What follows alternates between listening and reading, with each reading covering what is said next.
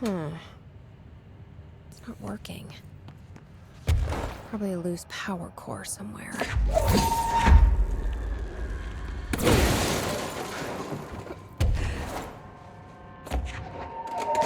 There. Now that gate should open.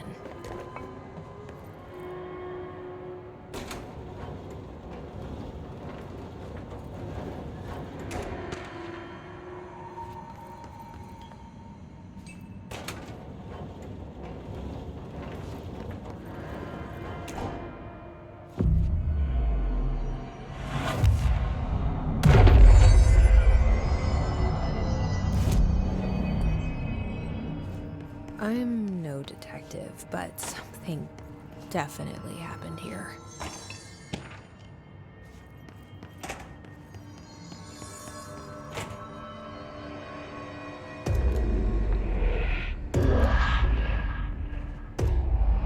Do we know each other? This feels familiar. I can't seem to... I've forgotten it. I'm sorry. My name is Alan Wake.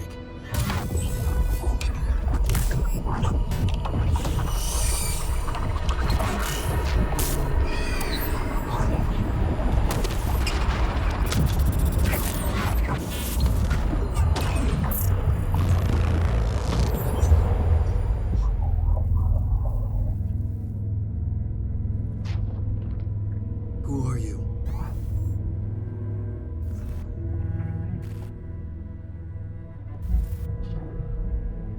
Who are you? Do I know you? I'm your friend Tom. Tom Zane. There's nothing to worry about. Tom. The poet. The diver.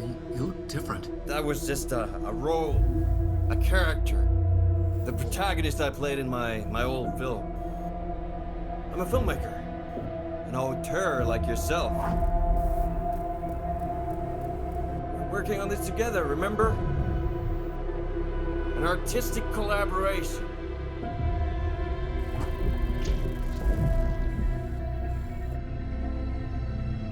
You need a drink.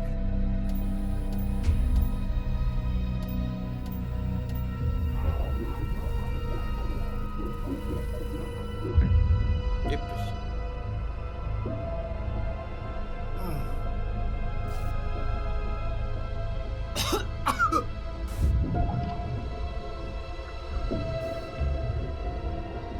Endless darkness.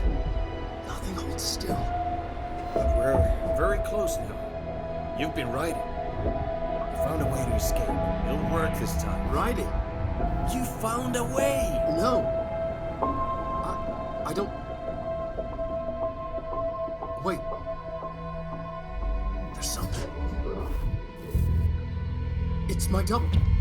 He's out there. I've seen him. Yeah. Nothing to worry about. I'm dealing with it. It's fine, my friend. Let me handle him.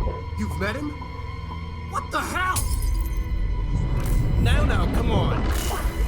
You misunderstand me.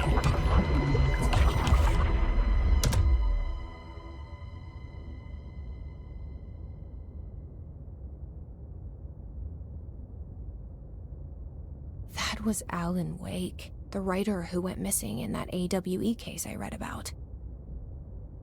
What's he doing here?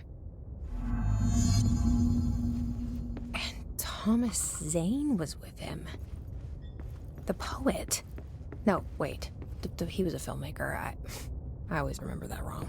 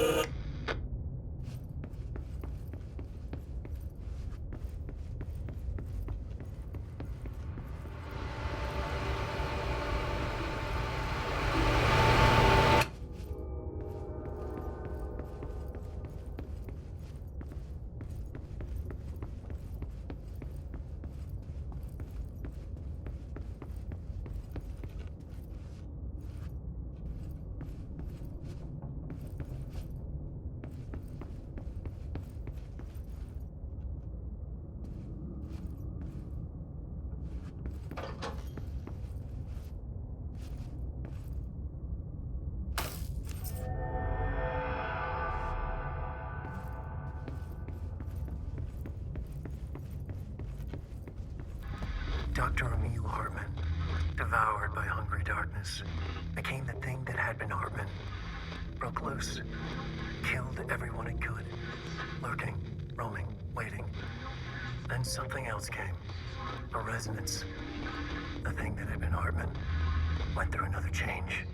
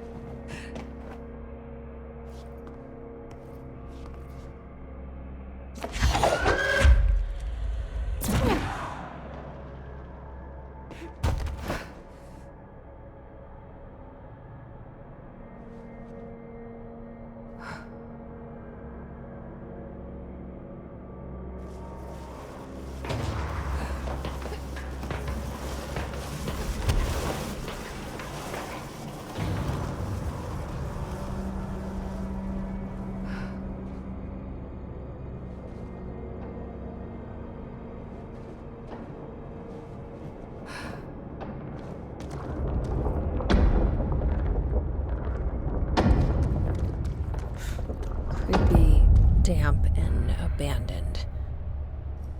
Why did Wake want me to come here?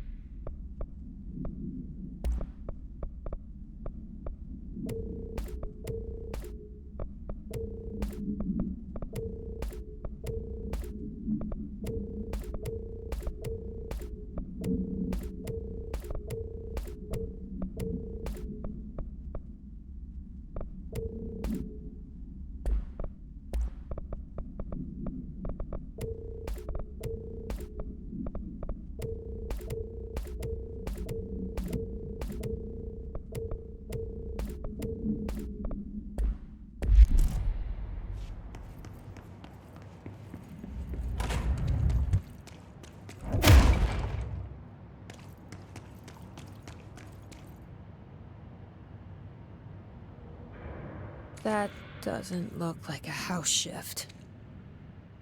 Do I even want to know?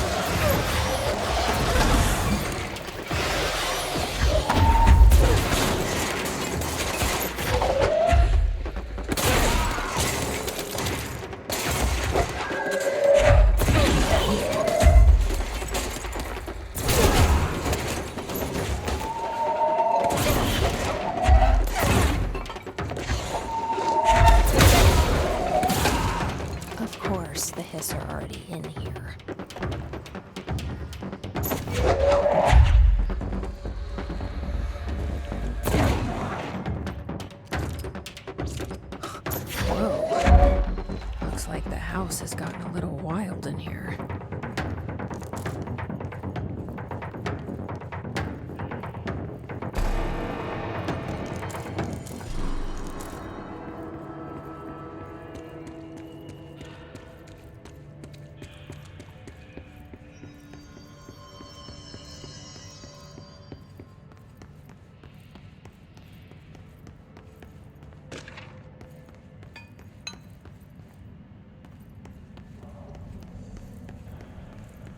This darkness is blocking the door, so now I have to deal with an interdimensional noise and sentient shadows.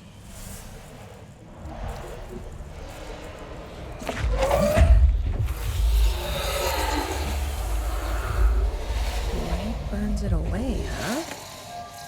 Makes sense.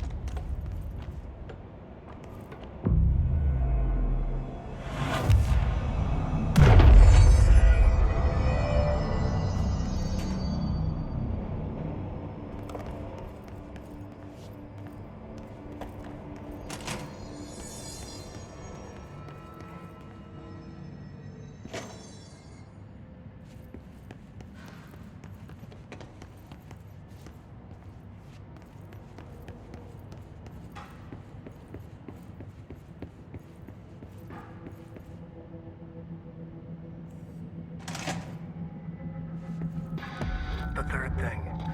The sound made darker, the darkness made louder. Hartman was stretched, like a worm through time. The third thing was a monster. Now he crashed out of darkness toward Faden.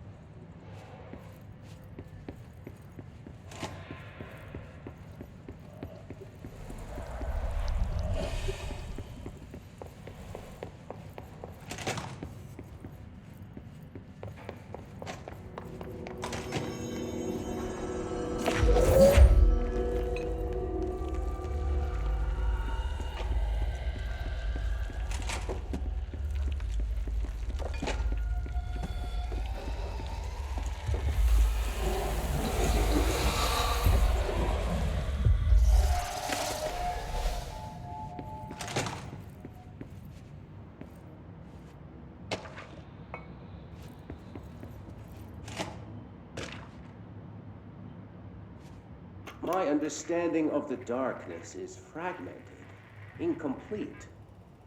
This abyss, this void, it very much does not wish to be understood. If light symbolizes knowledge, then it stands to reason that darkness would equate to ignorance. By its very nature, it abhors comprehension. Of course, my own nature drives me to comprehend all. We are opposing forces, destined to collide. And given this conflict of natures, we know that the light of truth will burn away the darkness, both figuratively and literally. Any significant light source can be used as protection, even weaponry against this metaphysical gloom. And then there are the artists. I know for a fact that Tom, Wake, the Anderson brothers, and Lane all had some involvement with the darkness. The question is whether their uncanny ability to affect reality through their art beckons the darkness, or did their work perhaps even create it? With Wake now secure in my lodge, I expect I shall grow closer to learning the answers to these questions. Assuming he cooperates, which is proving quite the challenge. Well, perseverance is the foundation of knowledge. Speaking of, I must be off on my rounds.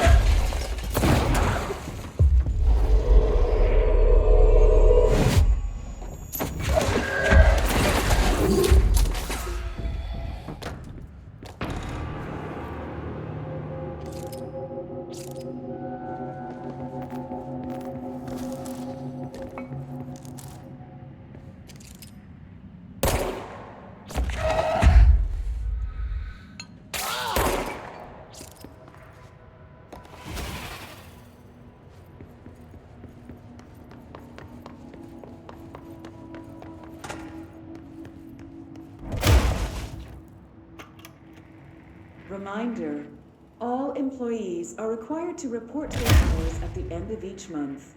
The Federal Bureau of Control maintains that time is not subjective, and hours passed on alternative planes cannot be claimed. Astral dives do not accumulate overtime compensation. Thank you for your attention.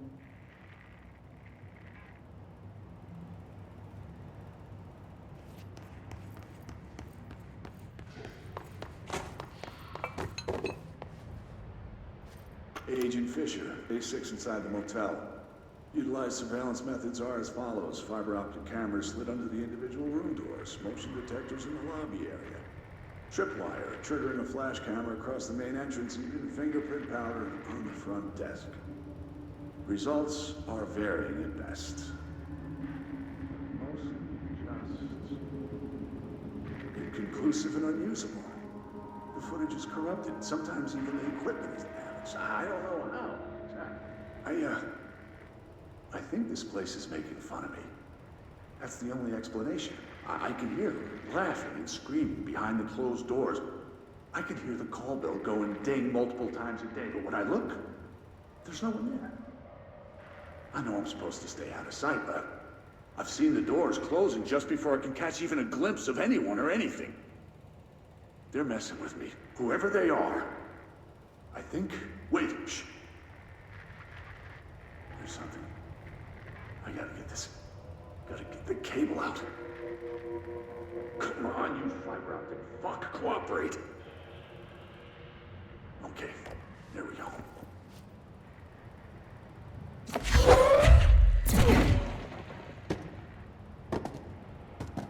Alright, that was faint, but I definitely heard movement coming from the hallway. I think I might have finally caught one. The recording better work this time, or I swear to God I'm... What? Hello? Who's there? Oh, shit. I'm with the FBC. Move away from the door. I have a... Where's my...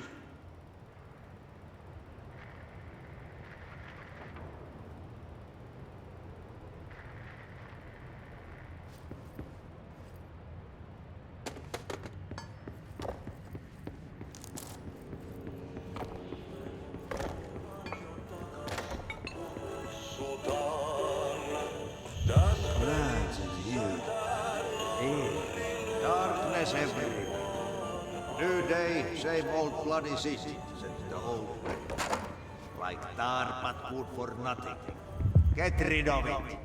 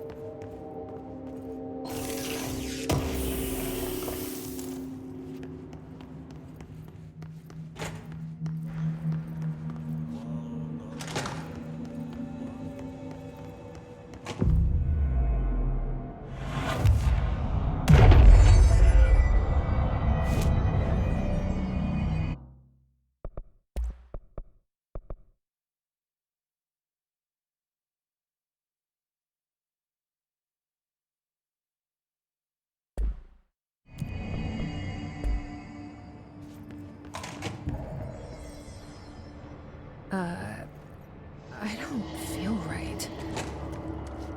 Something in this darkness is draining me.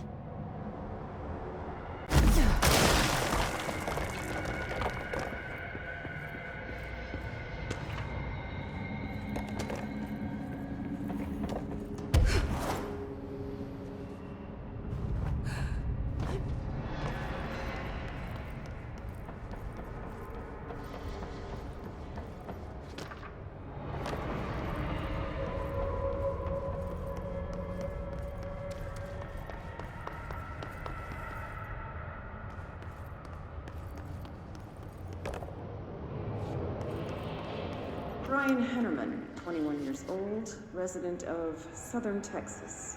I'm sorry, ma'am, but I really don't understand why I'm here. You know what you did, Mr. Hennerman. I do? Tell me about Delivery Disaster. The movie? I mean, it wasn't very good. That's not what your review said, but we'll come back to that. Tell me where you got the movie from. Movie night with a K, not an N, not night like nighttime, but Who contacted you? Who told you to review that film? no one. I just did it because it looked obscure. I didn't even like the movie. I shouldn't have given such a high score, but reviewing obscure films makes you look smart. And I thought if I looked smart, I would get listeners. My podcast would take off, and I could move out of my parents' basement, and maybe even go to college and get a film degree like I've always wanted to. I swear. I swear, I swear, I swear. Okay, the kid doesn't know shit. I'm ending the session.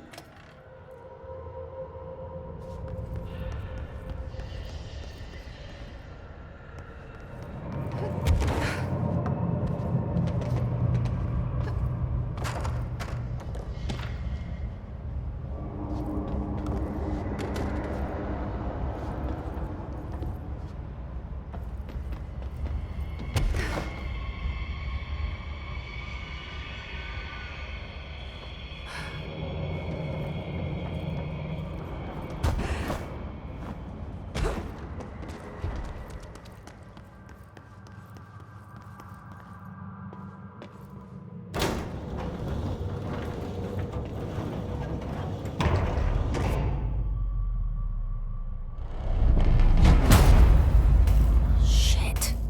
Now what?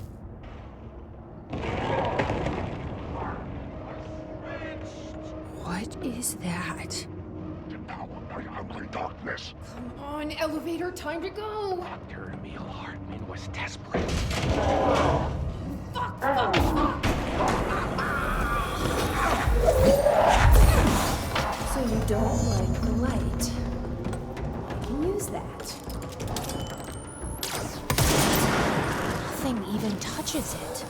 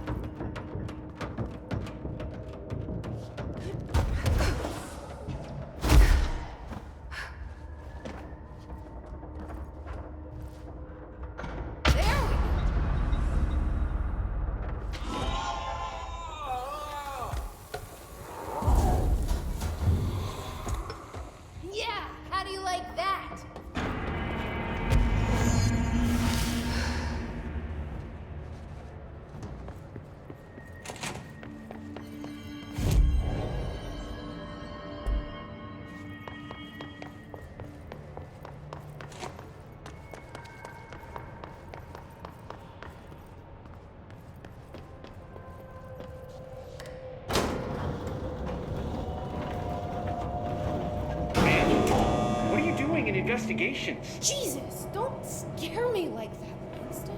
If you're talking right now, I can't hear you. It's a one-way system. Try to find an intercom.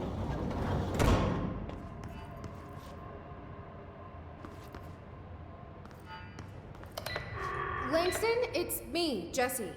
I know. I can see you on the monitors. The cameras in there haven't worked since we sealed that sector off a couple years back. Let me guess. You sealed it because of the monster guy. Wait, did you see Dr. Hartman? Jesus, I really wish you hadn't opened that fire break. Okay, listen, you need to find Hartman and kill him before he gets out into the Bureau. That thing is a person? He was a person. We brought him here to study after he was, altered in an AWE. I forget the medical word for what happened, but now light physically hurts him. Do you have a flashlight? No. A lantern? Headlamp? Oh yeah, flare gun. Oh, Christmas lights. You could wrap them around your... I don't have any of those, Langston. Shit. Okay, well, I'm sure you'll think of something. I'll keep an eye on you from the Panopticon. This is kind of exciting, right? Maybe from where you're standing. Right, okay. Well, break a leg. Oh, why did I say that? Okay, this Hartman thing can't have gotten very far. Let's go flush him out. Langston was right. This is kind of exciting. It's just nice to have someone to talk to, you know? Ever since I got put in charge of the Panopticon, people treat me different, like I'm crazy for wanting to work with altered items. People just don't understand the altered items like I do, you know? I don't want to brag, but it does take a very empathetic mind to connect with the items. Doesn't want to I don't know why brag. people are making it so personal. Right. I mean, the teams in research handle paranatural materials every day, and no one thinks they're weird. Well, maybe that's not true. Darling is famous for being a bit out there, but when he's weird, it's charming. Altered items really aren't that frightening once you get to know them. If you figure out what they like or don't like, you know, what sets them off, then there's nothing to worry about. I guess at the end of the day, we're still just wild animals scared of our own shadows. We're supposed to be on the same team, but sometimes it feels like it's every department for themselves, like it's a race and we're all trying to be number one. If it is a race, though, I'd say Darling is a mile ahead of everyone else. He was Trench's golden boy for years, but that relationship has gotten pretty tense, or so I've heard through the grapevine. Not that I spread rumors, just, you know, people talk. Not me, though. I keep my nose to the grind.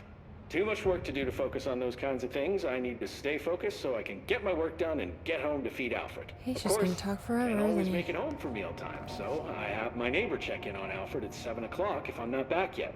She's very nice. Her name is Maria. She's older. She came to New York in the 50s to attend school and has been here ever since.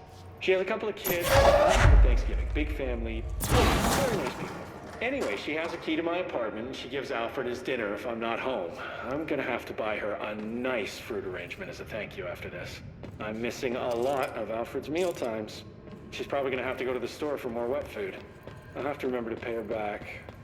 Hold on, let me make a note. Pay back Maria for Alfred's food. Okay. Oh, one more thing. And buy her a fruit arrangement. All right, done. Are you a cat person?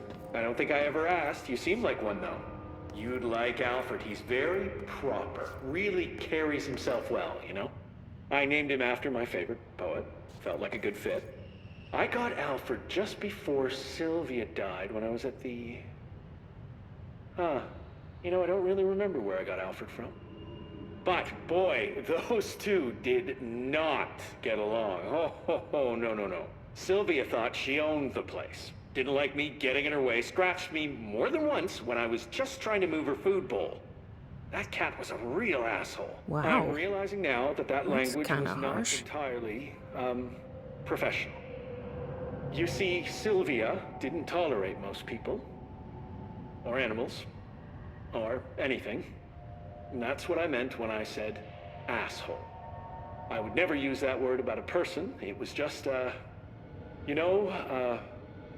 hey, there's a light flashing on the console here. I gotta, check this out. I'll get back to you later. Real smooth, Langston.